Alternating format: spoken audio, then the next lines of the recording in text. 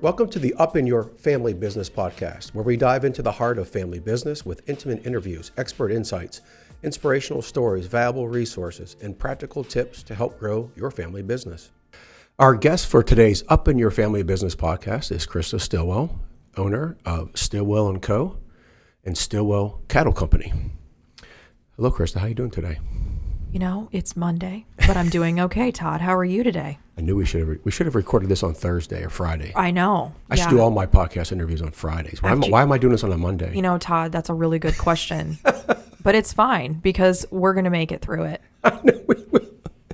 We're going to be very vulnerable and real here today, We're people. in it together. Yes, but note to self, Friday podcast interviews. Absolutely. Because the joy will be there. Like around 3 o'clock. That's right. Yeah. Anyway, thanks for being here today. Yeah, thanks for having me. I appreciate it. Krista will be sharing her experiences with navigating the demands of managing multiple family businesses because one is just not enough. No, I'm a glutton for punishment. So before we move into our conversation, I'd like to share a little bit about Krista. Yeah, that's you. Yeah, that's me. Okay. After graduating from IU's Kelley School of Business in 2010, Krista joined the ever-changing media world in radio in downtown Indianapolis. She worked alongside much of the hustle and bustle in the city, planning corporate events, large community events, and promotionally strategizing for the sales teams. Krista learned early in her career, as she was going through all these experiences, that her passion for empowering small business owners to achieve their goals was stronger than her desire to work in corporate America. With a restless soul and an entrepreneurial spirit, she ventured out on her own. When she's not working hard for her clients, she enjoys traveling to warm destinations as you can. When I can. Yeah. Once every 2-3 years. Uh-huh. You'll get there someday. Someday. Yeah. You'll be able to do that every year. Yeah. When you're not doing 2 family-owned businesses. Correct. Okay. And enjoying time with her husband, Brian, and their many fur children on the family farm. She serves as board member for the Boone County Chamber of Commerce, was recently appointed to the Indiana Grown Commission, and loved serving her local communities. So let's go ahead and, there's something that stood out for me right there, and I want to touch on this right off the top, okay? So a lot of what we'll be talking about today is the actual management of businesses. So, yeah.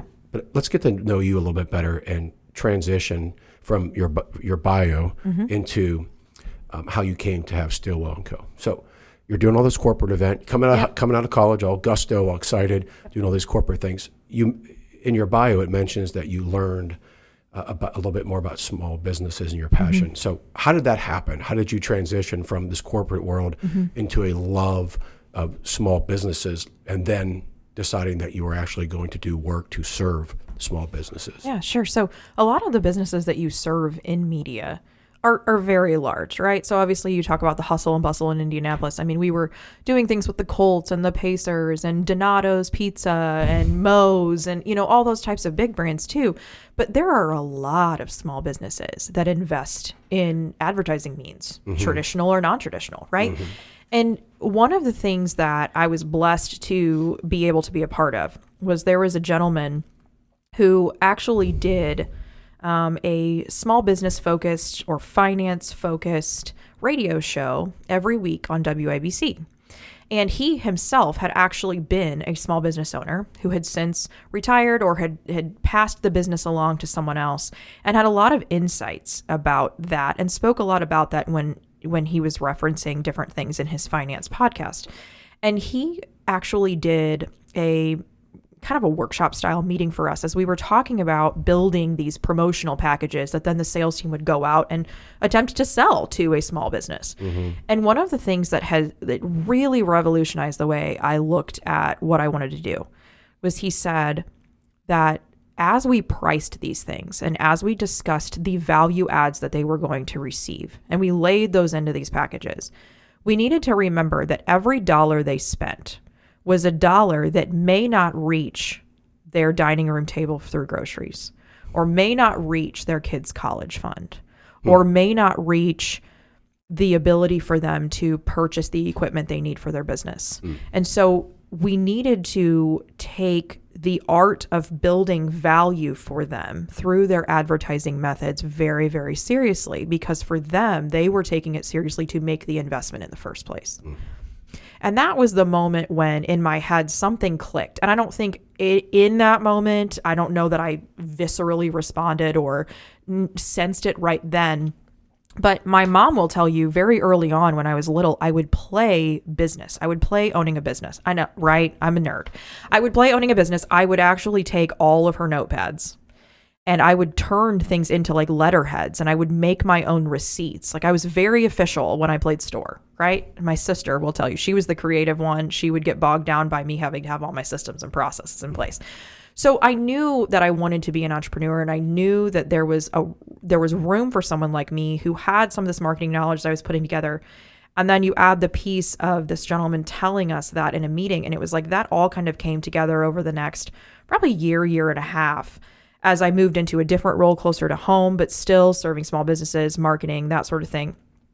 And it eventually crystallized into this business model of small businesses need an individual they can trust that can help them navigate making decisions in marketing, because the marketing world is ever changing. The products that they're getting bombarded with every day, the emails they're receiving, the requests for proposals, the salespeople that are stopping in, how do they filter through those things when they don't truly know if they're going to grab the value for their investment? And so that's really kind of where all of this was born. Long story short. So where everyone else was playing house or whatever, you were playing business. Yeah. While your sister was over there playing in that plastic kitchen, you were making money.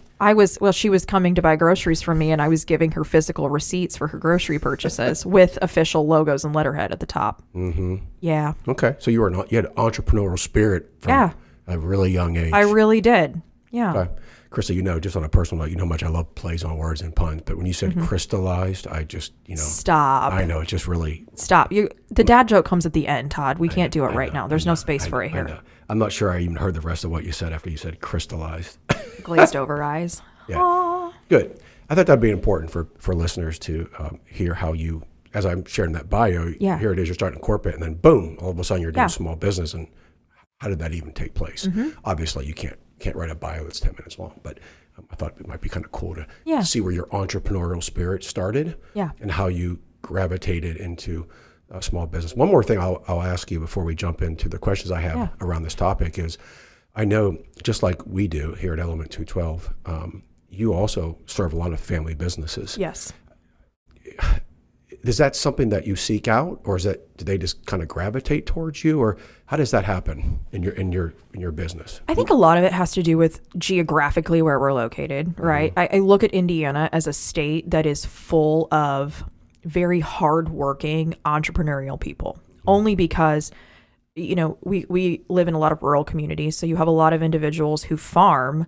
But as input costs go up and as, grain prices are all over the place, then they tend to innovate and create these other complementary businesses with which they can use the equipment that they have or whatever. And I think because I find myself in that lifestyle and I started that business and was connected to various people who then referred me to other people who then referred me to other people, right? I'm very blessed that all of my business has come by referral. And so I think because of that, like people stick with like people, right? So if I have a family-owned entrepreneur, business owner that I'm working with, he probably also has a group or a friend with whom he's associated who is a business owner, who may have also inherited a family-owned business or has worked in it his entire life. And I think it's just happened very organically, but I think it also has to go along with the personality of my business, the culture that I have created, the type of brand that I want to be. I think just very closely aligns with working with family-owned businesses. Yeah, and the reason I thought that'd be a cool transition is because you and your husband Brian own, and I know that he's more involved in one and you're more involved, but I do know that overlaps. Yeah. So you have two family businesses. Yes. And the majority of your clients for both businesses, Stillwell+Co and Stillwell Cattle Company, also primarily work with family businesses. Yeah. Just naturally happens. Just happens. I like it. I like it a lot. Yeah. Cool. All right. Well, let's get into the first question I have for you about the topic of the demands associated with managing multiple businesses. Can you share, and you told us a little bit about the story and background of you as a child and your early career. Yeah. But let's jump ahead to the actual management where you are today of the two businesses. Can you share about a bit about your background and experience in managing multiple family businesses? Yeah. So early on, and as my husband and I, before we were husband and wife, I learned a lot about his business specifically because it was unfamiliar to me. So for those who don't know what Stillwell Cattle Company does, it is his business basically does a variety of agricultural related tasks, whether it's farming help, whether it's hay production, whether it's cattle herd assembly, where he'll actually put cattle together for people to utilize for rodeo sports and things of that nature. He has a variety of skill sets. And then he does snow removal as well when it's cold and snows. Mm-hmm. So the interesting thing about that is early on, I was not a business owner, but he was. Mm-hmm. And so I was watching and navigating a lot of different things from the eyes of a business owner differently than I would have had I not come into relationship with him. Learned a lot about family farming businesses mm-hmm. and how those inner workings work or don't work sometimes. Mm-hmm. And learned a lot about farming as a business. And then, you fast forward to when I was building my business, and he was pretty integral in me understanding what that hustle needed to look like to get that business off the ground. Because I think I had some misconceptions early on. And part of it was because I had some clients commit, in quotes, to me early on, and then they fell through. And I felt this instant block. It was like a fog that all of a sudden I didn't know where to go from there. Like, how do I go and find clients? And he was like, Krista, you're in marketing. Why are you making this so hard for yourself? Right. And so he was integral in teaching me the ideology of get up every day and go do what you want to do with your life. Go do it. So that was a very important piece that I needed to learn from him in going and managing and building my own business.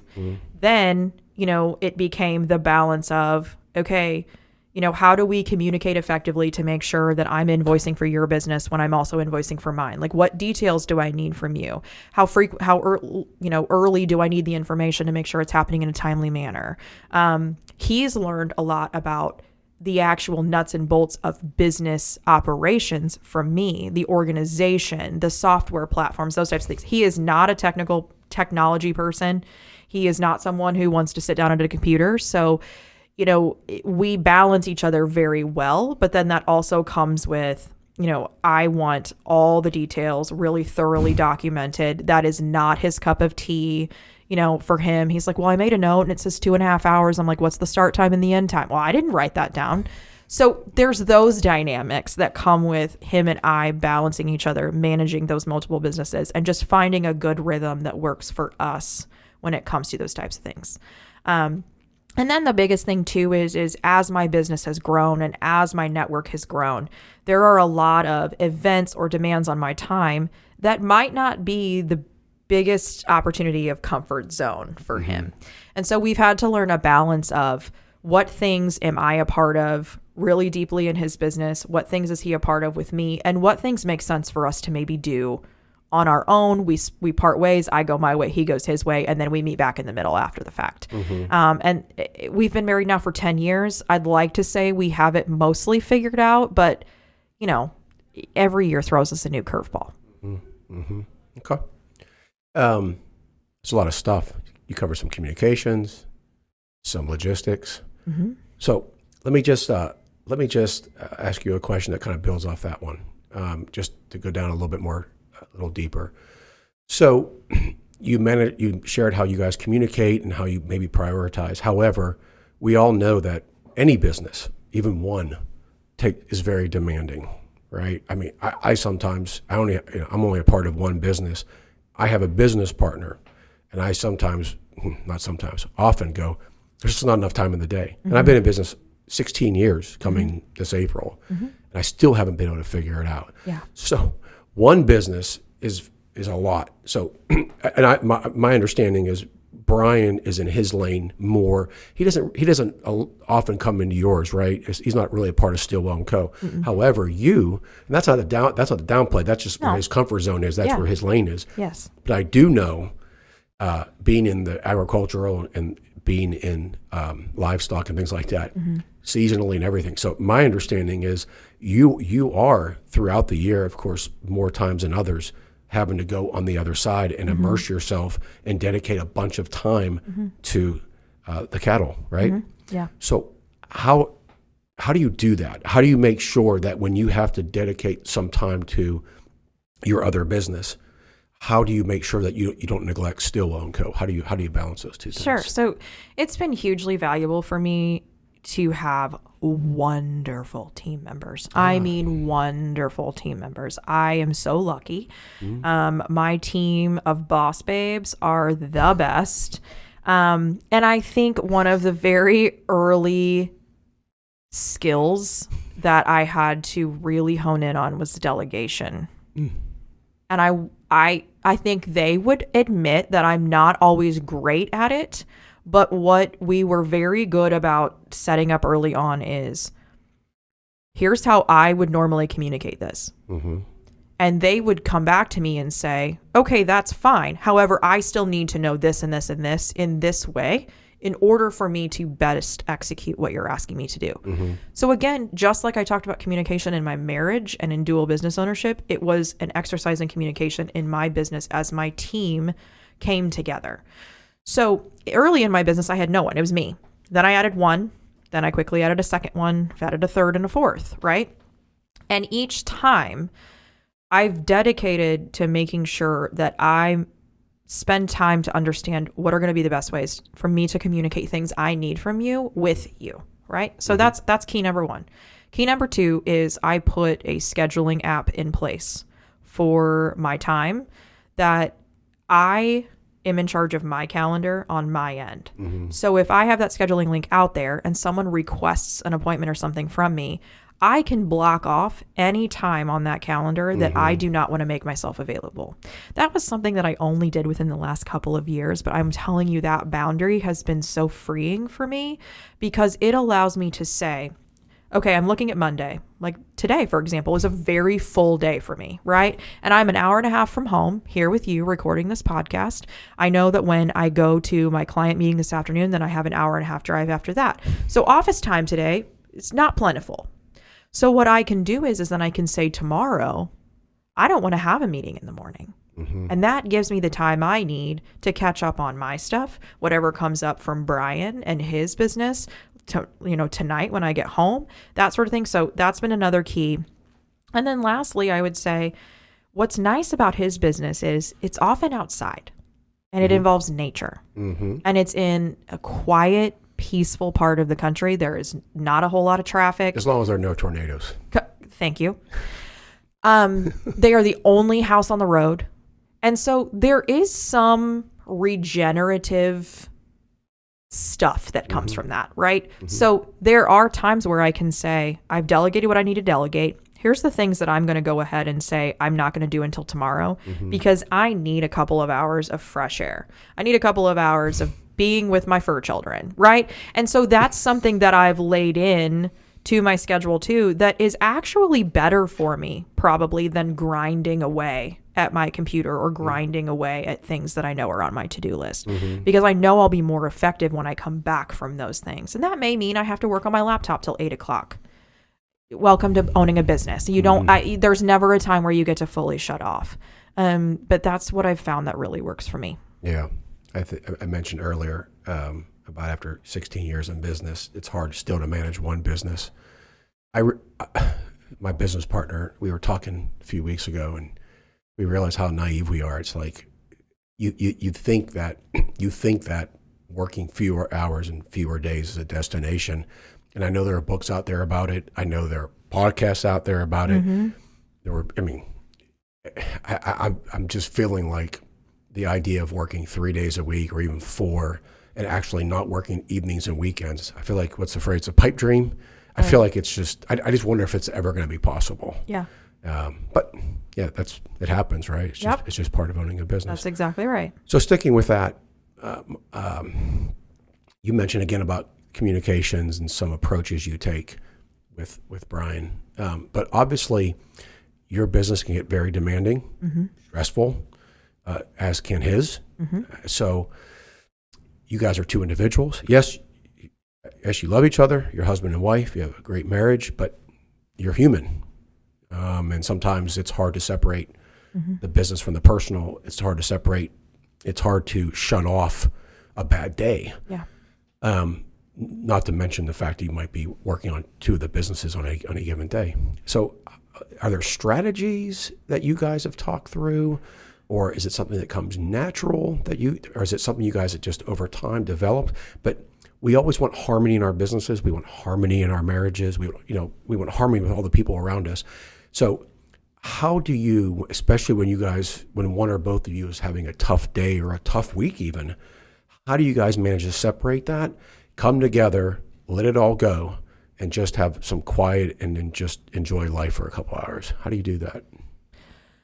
So sometimes this actually creates communication issues, because what I will do sometimes is by the time he gets home, I just drop it all and walk away from it all. And he'll ask me how my day was, and I'll be like, it was okay. We had some bumps in the road. It was okay. And I just don't go into it again. Right? Because I try to just shut that off, because ultimately I still don't know what happened in his day.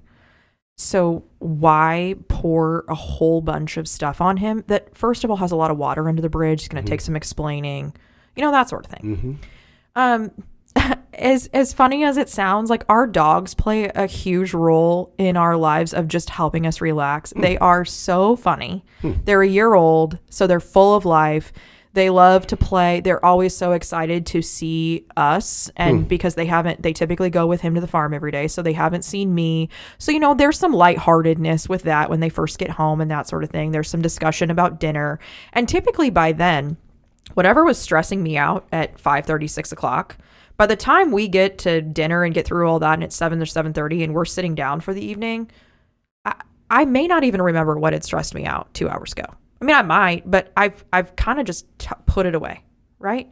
And unless it resurfaces because of a text message or an email or something like that, I have finally developed the ability to put a boundary wall there, right? And if that email or text message or whatever does show up, I have laid into my agreements that after a certain period of time in the evening, I am not required to respond. Unless it's like a grave emergency, somebody's website goes down, something like that. That's a different conversation, right? But I have laid that boundary in.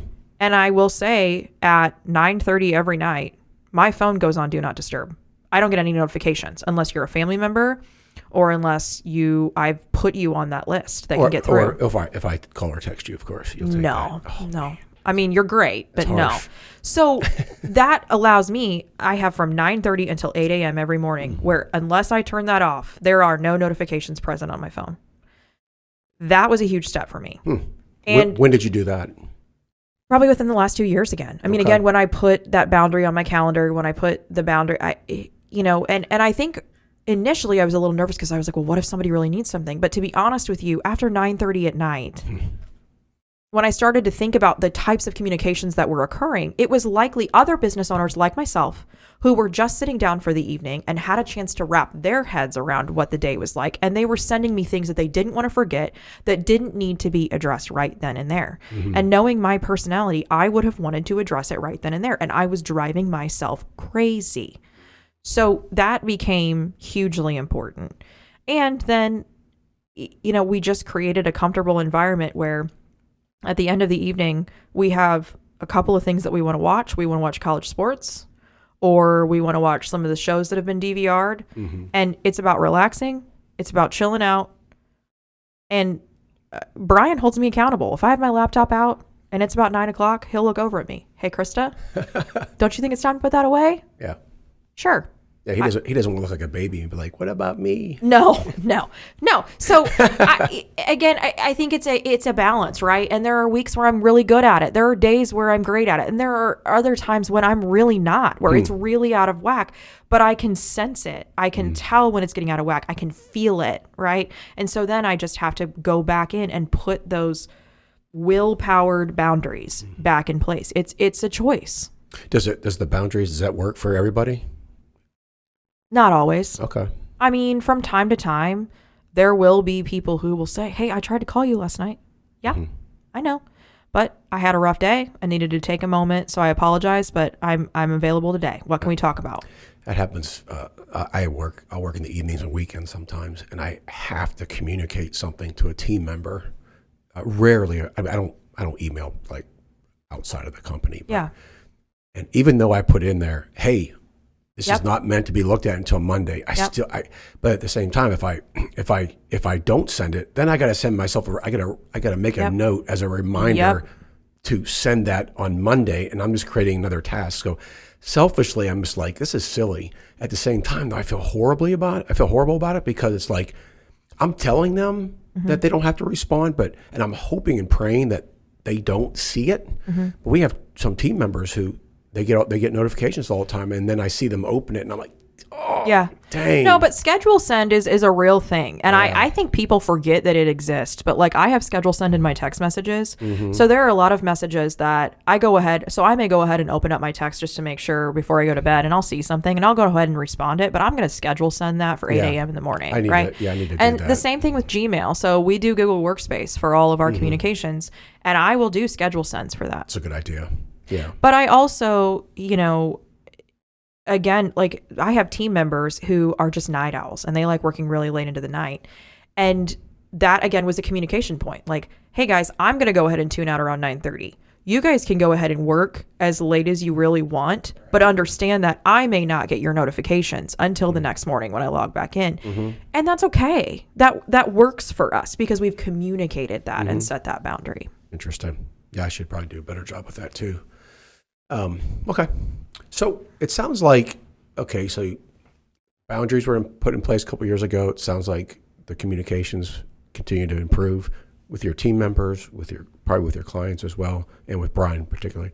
So keeping with the theme of managing two family businesses, I'm pretty sure no matter how great you are and how great Brian is, there has to be conflict every once in a while. Oh yeah. So without getting too personal, you don't need to get too deep into it, the story or the example, but I would like to get a little bit real with that and just share one example maybe of where you had conflict and how you addressed it and what's your process or approach for doing that. Yeah. Well, we're in the throes of being self-employed people trying to buy a house right now. So this is a great time for me to provide examples of business ownership and marriage. We are different types of communicators. My brain rapid fires information like fast, like a Nerf gun. Okay. That's just how my brain works. And in the moment, I process very quickly and provide answers very quickly. That's just the nature of how I'm created.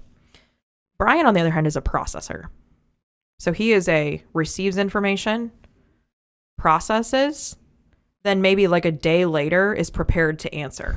Okay. That's just how he is. Wow. And honestly, like if I really stop and think about it, my sister is that way. And if I think about a lot of the times when we had conflicts, it's because I was demanding of her in the same way I demand of Brian now. Answers she didn't have and she didn't want to give yet. Right. Same thing with Brian. And so a lot of our conflict is less about the actual crux of the matter and more about me getting flustered and frustrated because I'm demanding of him what his brain doesn't function to do, right? It's not that he's not a smart person. That's not what I'm saying. But he is a processor. He likes to think things over. And in his world, in a lot of ways, he can have that pace. In my world, I can't, right? Because I have clients asking of me to have answers right away. Yeah, you don't have the luxury of saying, I'll get back to you in 24 hours. Right. And I like I like crossing things off my list. Now, does that lead to me sometimes doing things too quickly? Could I learn a little bit from the processing side of things? Absolutely. So a lot of our conflict comes from me demanding of him what he's not ready to give. And so that's, this mortgage process has been one of those moments, helping him understand why, from a self-employed taxation perspective, why we have to provide all this documentation, like that kind of stuff frustrates him. But in my world, I'm not surprised by it because I experience those types of things every day. So,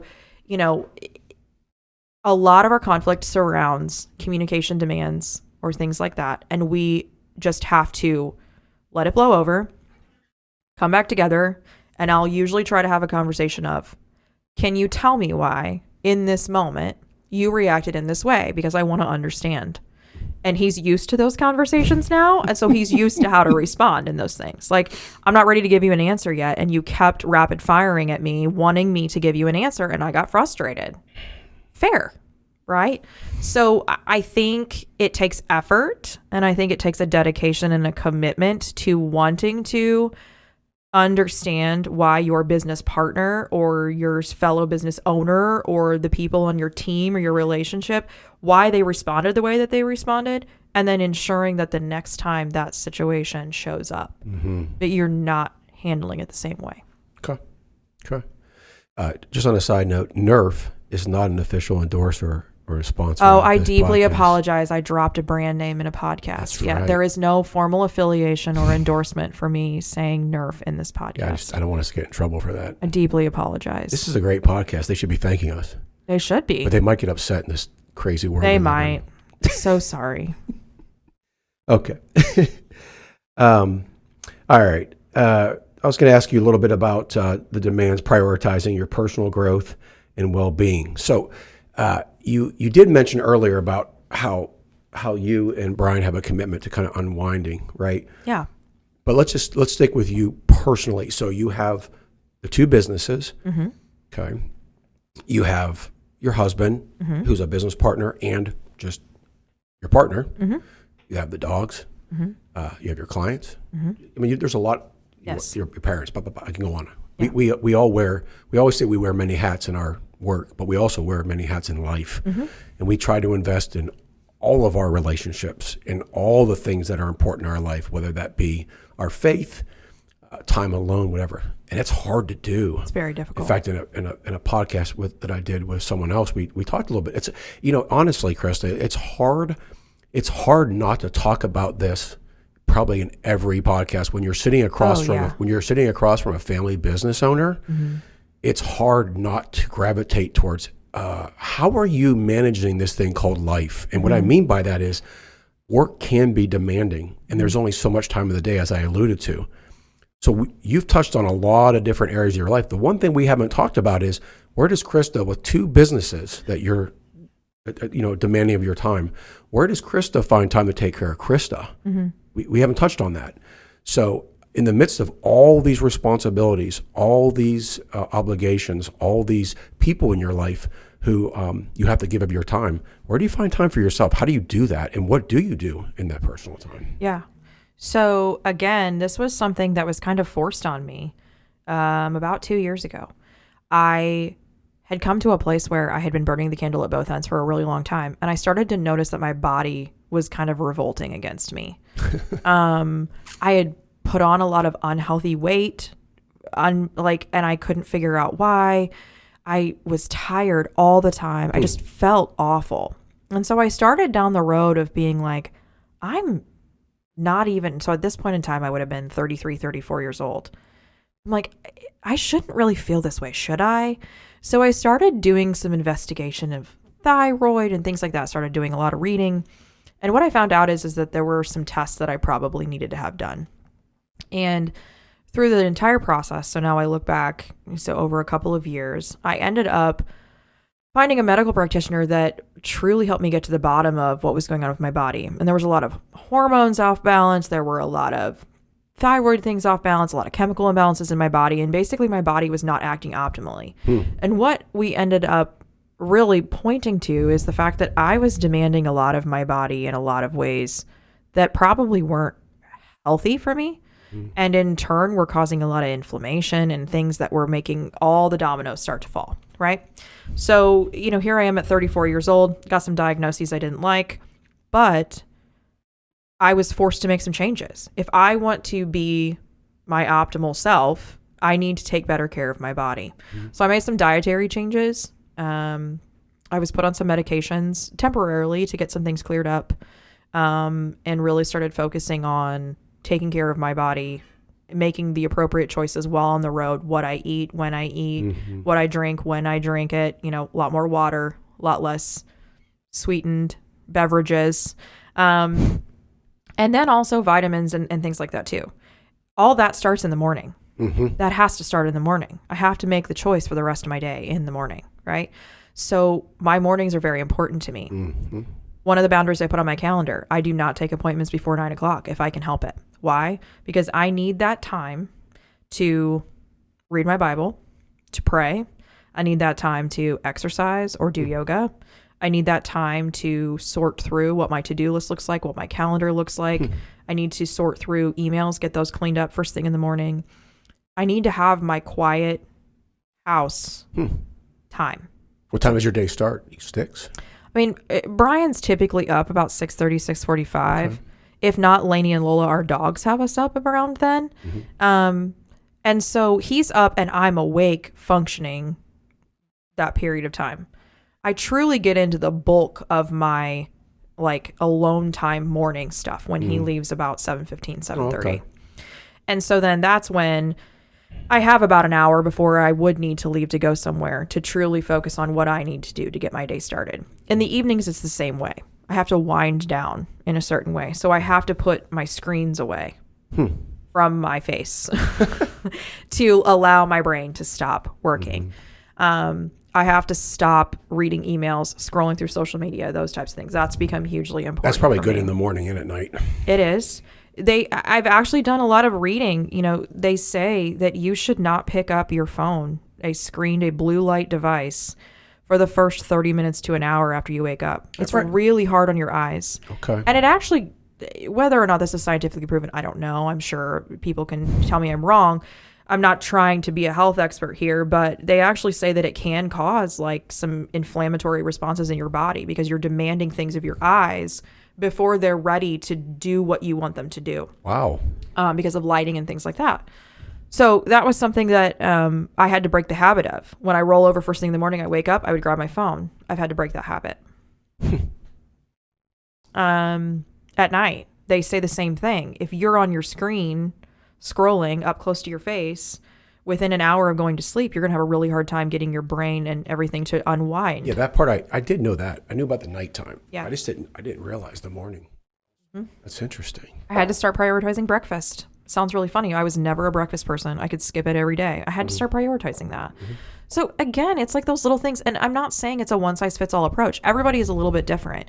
But if there's anything from what I've read or learned or observed, it's that the mornings tend to be what a lot of successful people talk about what they do in their mornings. And so I had to take some of that to heart. Interesting.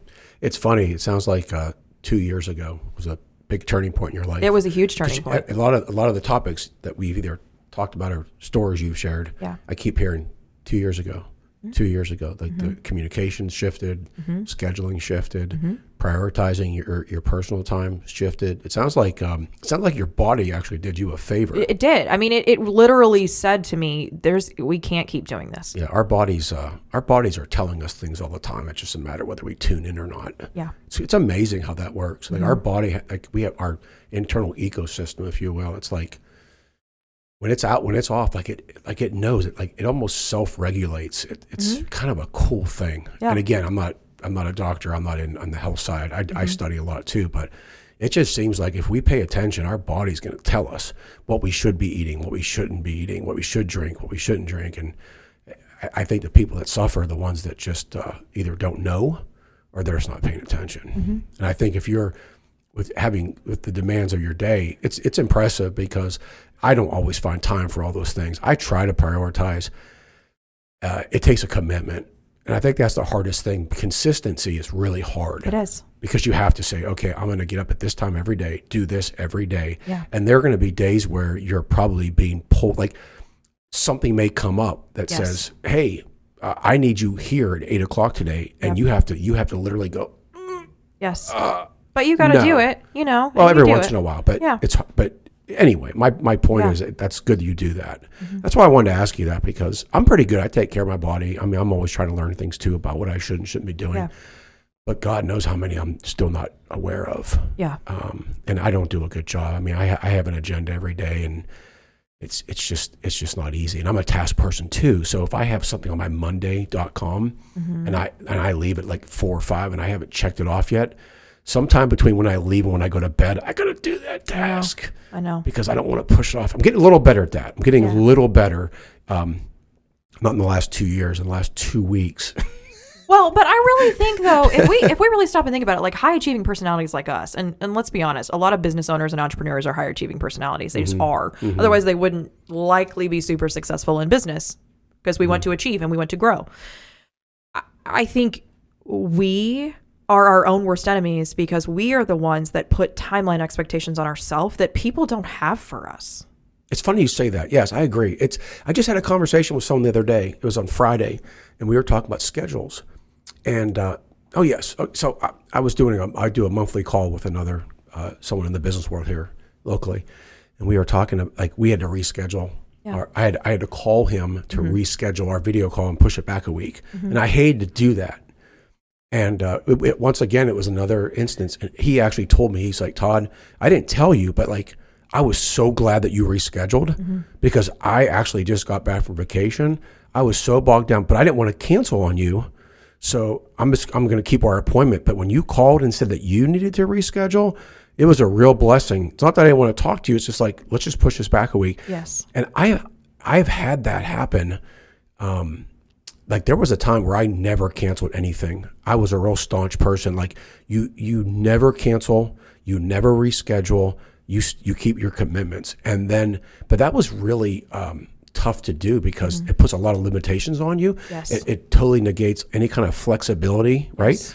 And all of a sudden, there was one time, kind of like your health thing where your body kind of spoke to you. There was one day there was one time years ago, maybe it was a couple years ago, where I had to cancel. There was nothing I can do about it. And the person on their side goes, whew, I'm so glad because I'm so busy today. Yes. Thank you. Can we make this for next week? And then I got comfortable. And I can tell you, it's not a cliche. I can honestly tell you 9 times out of 10, I know that's a popular phrase, but I really do believe 9 times out of 10, if you need to reschedule, you just got to do it. You just, and because we think it's we think it's a horrible thing. It's life. But it's life. Yeah. It's life. And we hold ourselves to a really, really high standard. Yeah. And I'll tell you, like in the case of you and I, because I know you really well. Sorry about that. My apologies. That's okay. We are, dare I say, perfectionistic. Mm-hmm. I'm more ADHD than anything. I don't know if I'm a perfectionist. And so, unfortunately for us, then we are holding ourselves at this impossibly high standard that a lot of people around us are like, "Can you just stop succeeding at that standard all the time?" Because it would make the rest of us feel a lot better about when we need to change things or we need to adjust things, right?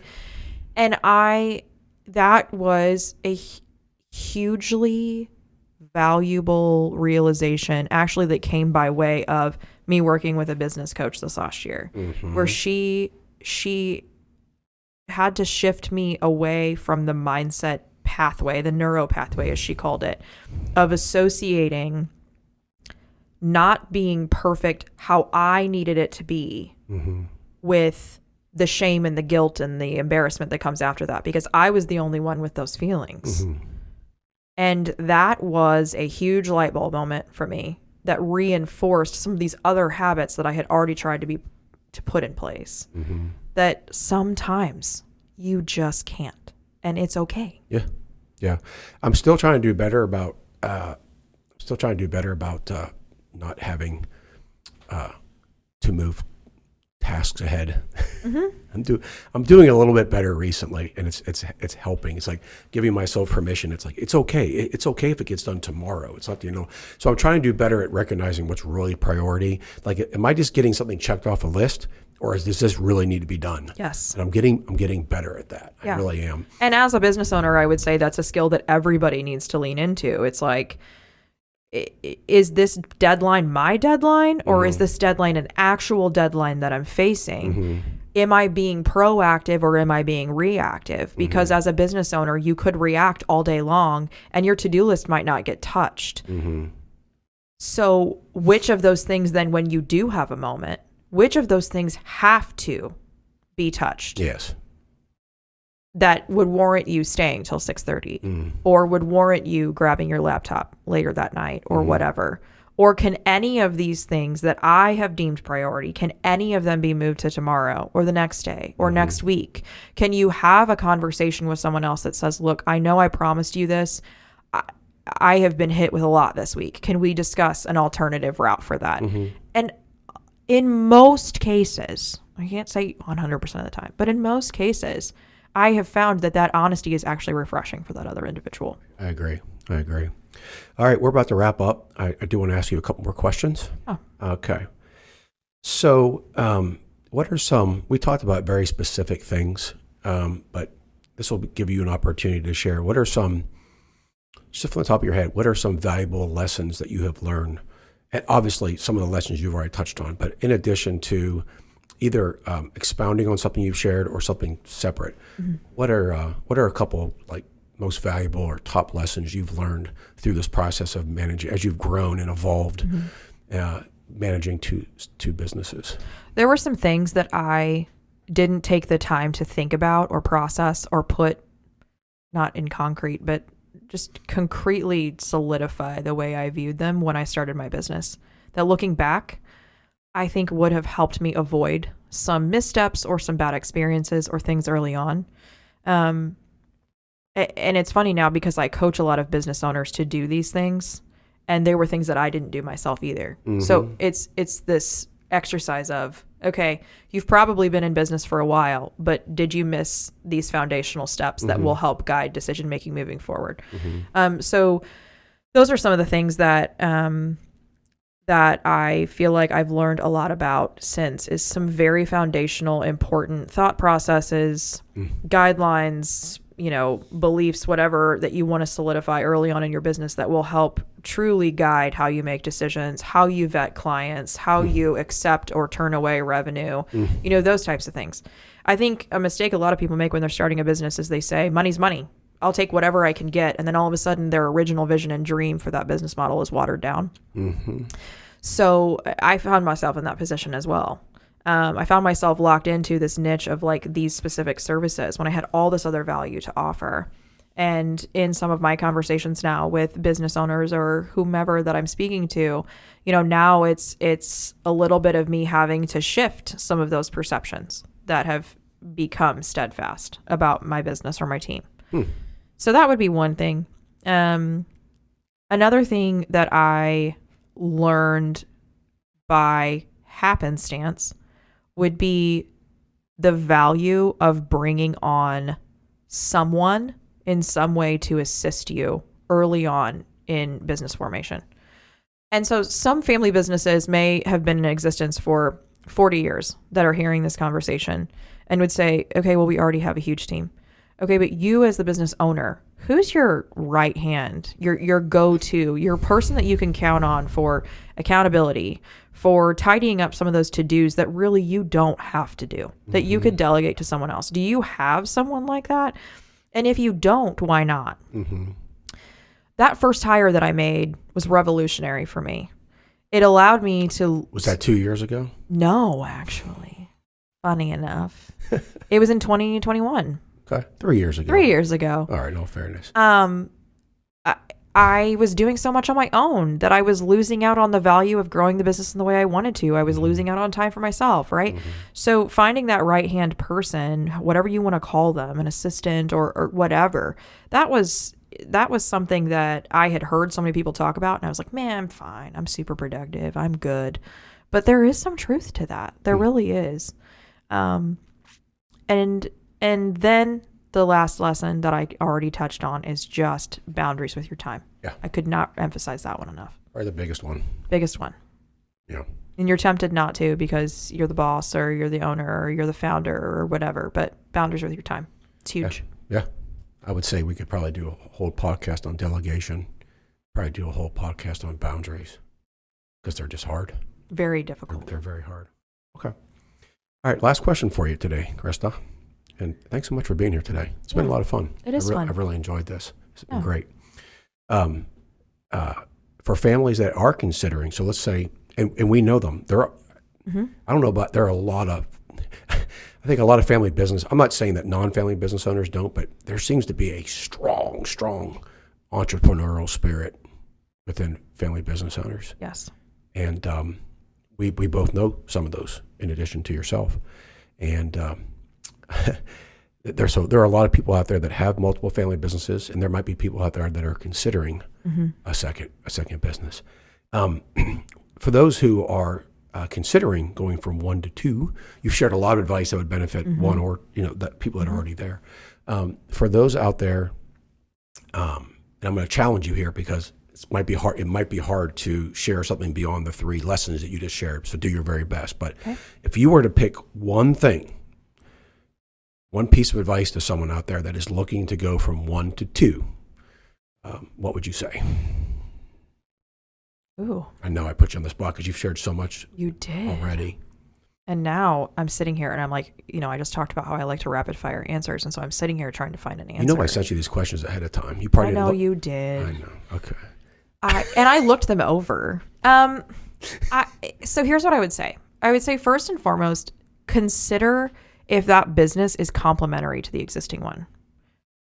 Or does it align closely with it? Ooh, that's a good idea. Because I think what's great about that is you have a customer base built in for the existing business that may also benefit from this secondary opportunity, or may be able to utilize it, refer to it, that sort of thing. Because again, whether we didn't really plan it, but I have a lot of business owners in the agriculture community. I don't think that happened by chance, right? It aligns with my lifestyle. It aligns with your values. It aligns with my values. It aligns with my husband's business, your passions. because we're interacting with a lot of the same people. And so I would really ask you to stop and think, if you own a restaurant, why couldn't you also consider building up a business that feeds things into said restaurant? Sauces, meats, things like that. If you own a retail store, what's something that you hear a lot of your customers talking about in that retail environment that you feel like could benefit them?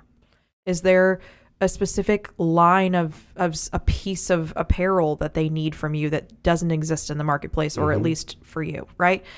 I think that would decrease the amount of pain of creating something and fostering something, because you have kind of this already built resource base of people and customers and information where you can test a product or a service, you can advertise that product or service, and then go off and build. It's actually really good advice. You should be in marketing. You should be a consultant. Wait a minute, that's what Stillwell+Co does. Good job on that. I was impressed. Not only did you have an answer, but like immediately I'm like, that's really good. Thanks. That might have been the best answer, and it was the last question. Ooh, good job. Thank you. Do I get like a gold star or something? Yeah, I never really thought about that. Like, I mean, I do know there are people out there that they do have multiple businesses and they have no relation to one another. I'm sure that gets stressful. Yeah. But like if it's aligned with your passions, it's aligned with the world in which you live. You're talking similar audiences, similar language. You don't have to like necessarily start from scratch and learn all new stuff all over again. I think about, what about shared overhead, right? I think about all those types of things. Like, are there things that you can share the same transportation vehicles for? Are there things, because early on in a business, the biggest stress typically is capital and operating revenue, right? Like how do you go about building this thing? And if you have some of those structures in place, really it all just comes down to accounting, right? Talk to your accountant.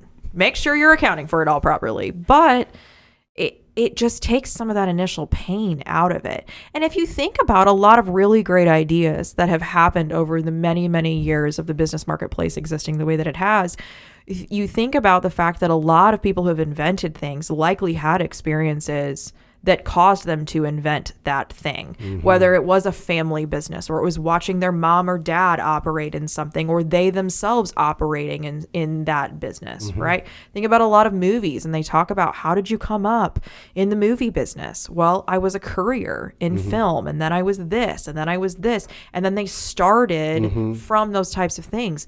So don't negate the experiences you have in your existing business to spur ideas for that next business opportunity. So what's your third business going to be? Have you given thought to it? I actually have. Okay. So I'm working currently on a coaching and workshops division of my business. Okay. I get asked to speak a lot to groups of people about things that I take for granted. You're a good speaker. I should have you as a podcast guest. Oh my gosh, what a great novel idea.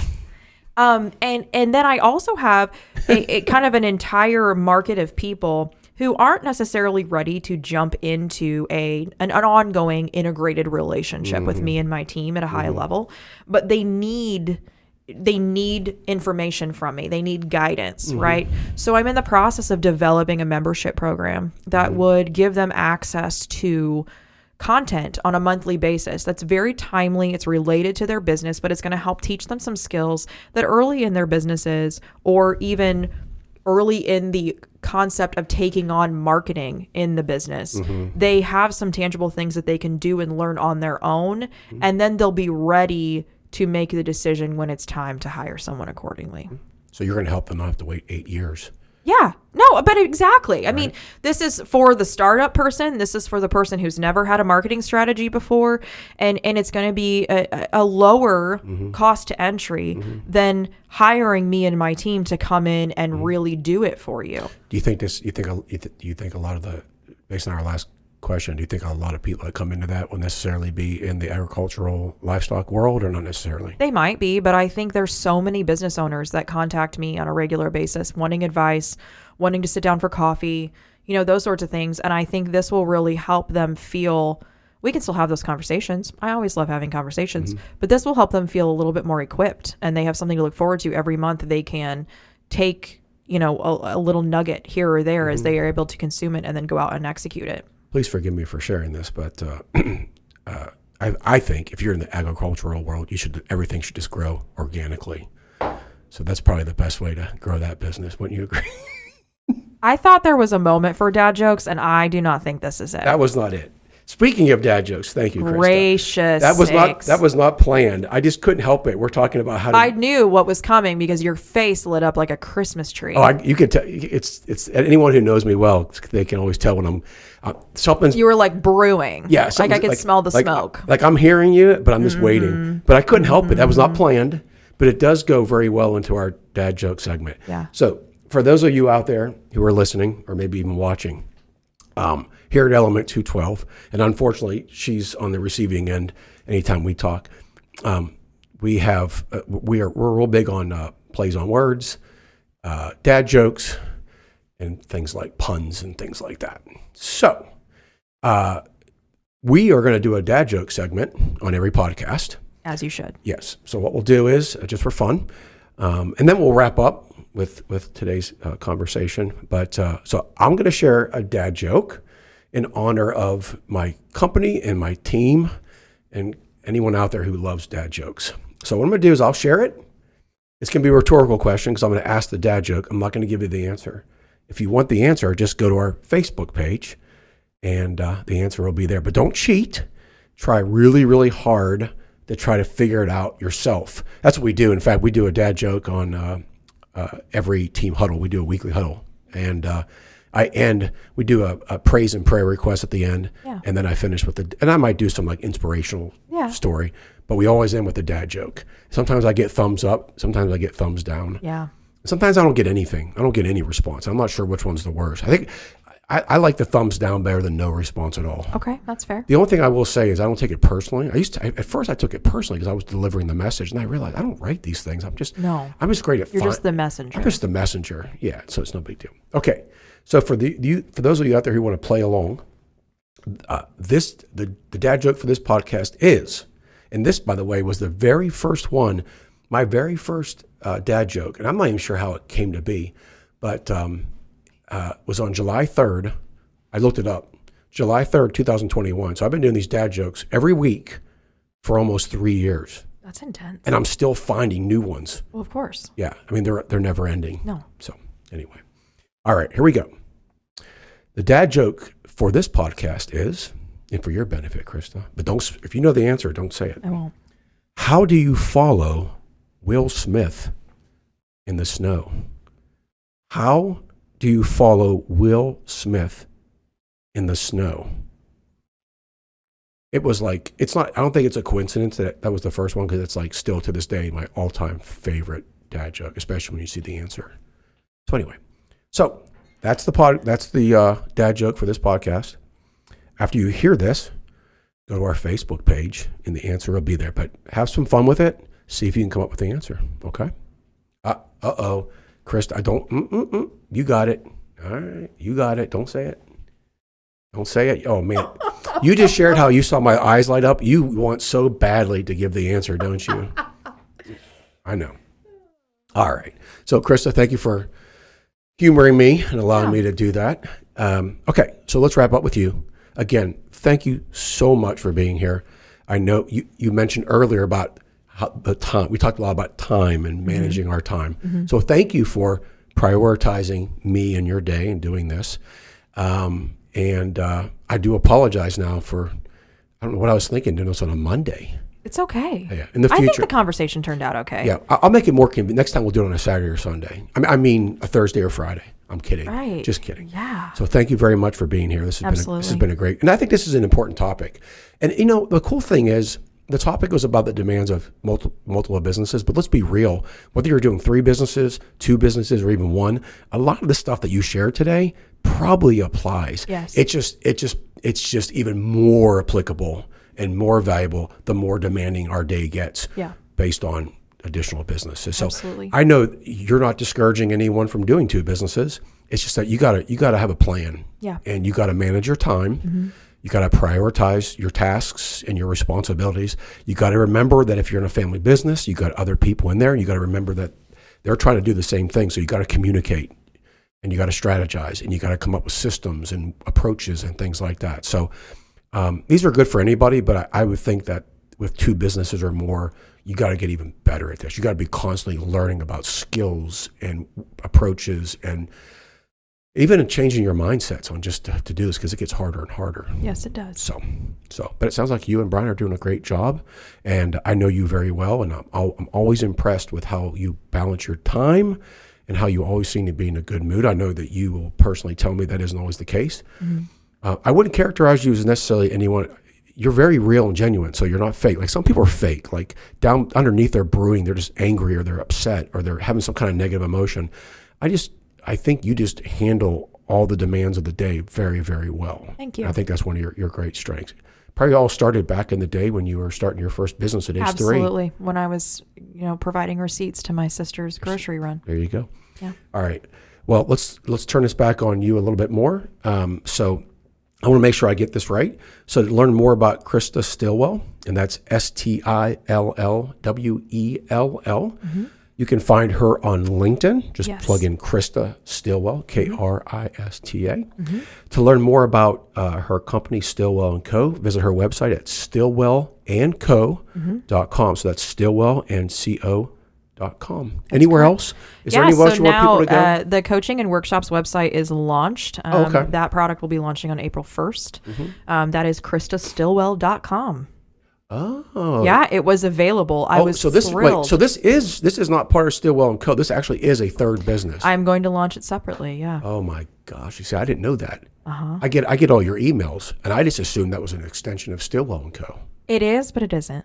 Okay. So our next podcast with Krista will be meeting the demands of managing 3 businesses. Don't say it that way. Makes me want to crawl in a hole. So thank you again for being here today, Krista. Absolutely. Thanks for having me. Have a great Todd. Monday and a great week. Yeah, you too. All right.